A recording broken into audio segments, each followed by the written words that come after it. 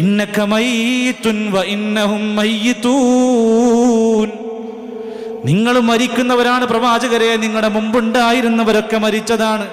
മരണം കൊണ്ട് അവസാനിക്കൂല. വീണ്ടും പറഞ്ഞു കൊടുക്കണം, സുമ്മ ഇന്നകും യൗമൽ ഖിയാമത്തി ഇൻദ റബ്ബികും തഖ്തസിമൂൻ. പിന്നൊരു ദിവസമുണ്ട്, ഖിയാമത്ത് നാളിൽ നിങ്ങളുടെ റബ്ബിൻ്റെ അരികിലേക്ക് നിങ്ങൾ കടന്നു വരുന്നുള്ള ആ ശരിയായ ബോധം കൊടുത്തിട്ടില്ലെങ്കിൽ അവനെ ഓരോ വക്തിനും നമ്മൾ ഓർമ്മിപ്പിക്കേണ്ടി വരും. അവനെ ഓരോ ടൈമിലും നമ്മൾ ബോധ്യപ്പെടുത്തി കൊടുക്കേണ്ടി വരും. അതുകൊണ്ട് ഈ ബോധമാണ്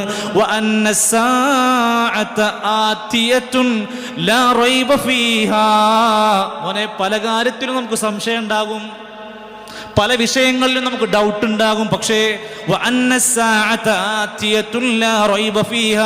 ഖിയാമത്ത് നാൾ സംഭവിക്കും, സംശയം ആവശ്യമില്ല.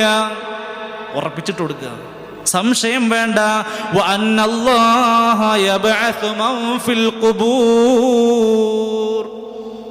മഹല്ല് ഖബർസ്ഥാനിൽ ഖബറിനകത്ത് ഇങ്ങനെ 6 അടി മണ്ണിൽ കൊണ്ടുപോയി നമ്മൾ മറവ് ചെയ്ത് തസ്ബീഹ് ചൊല്ലി തിരിച്ചു പോകുന്ന ഖബർ കിടക്കുന്ന മനുഷ്യർ, ലോകത്ത് ഏത് ഖബർ കിടക്കുന്നവരുണ്ടോ ഒക്കെ ഉയർത്തി പുറത്ത് കൊണ്ടുവരുമെന്ന് ബോധ്യപ്പെടുത്തി കൊടുക്കുക. ഖബറിൽ അവസാനിക്കൂല.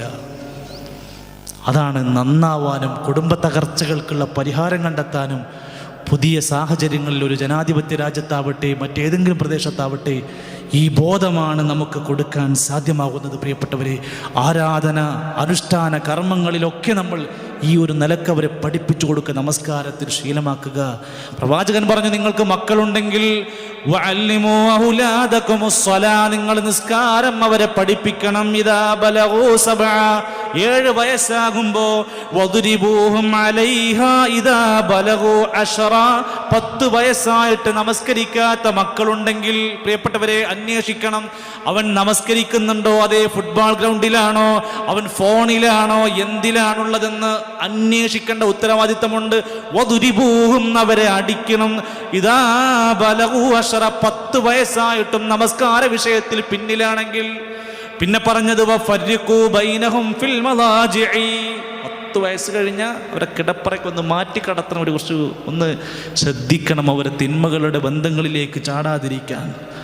വേഷവിധാനങ്ങളിലും വസ്ത്രങ്ങളിലും യുവത്വത്തിൻ്റെ വിഷയത്തിലും വിവാഹരംഗത്തുമൊക്കെ എന്തെല്ലാം പേക്കൂത്തുകളാണ് കുടുംബങ്ങളിൽ നടന്നുകൊണ്ടിരിക്കുന്നത്. ലക്ഷക്കണക്കിന് രൂപ പൊട്ടിക്കുന്ന വിവാഹ മാമാങ്കങ്ങൾ, ഒരേപോലത്തെ കസിൻസ് ഡ്രസ്സൊക്കെ ധരിച്ച്, അതുപോലെ തന്നെ പുതിയാപ്പിളയും പുതിയണ്ണിനെയും JCBയിൽ കൊണ്ടുപോയി പിന്നെ ചെയ്യാൻ പറ്റാവുന്ന എന്തെല്ലാം ചെയ്യാൻ പറ്റുമോ അതിനൊക്കെ പണമൊഴുക്കി കൊടുക്കേണ്ടി വരുന്നു.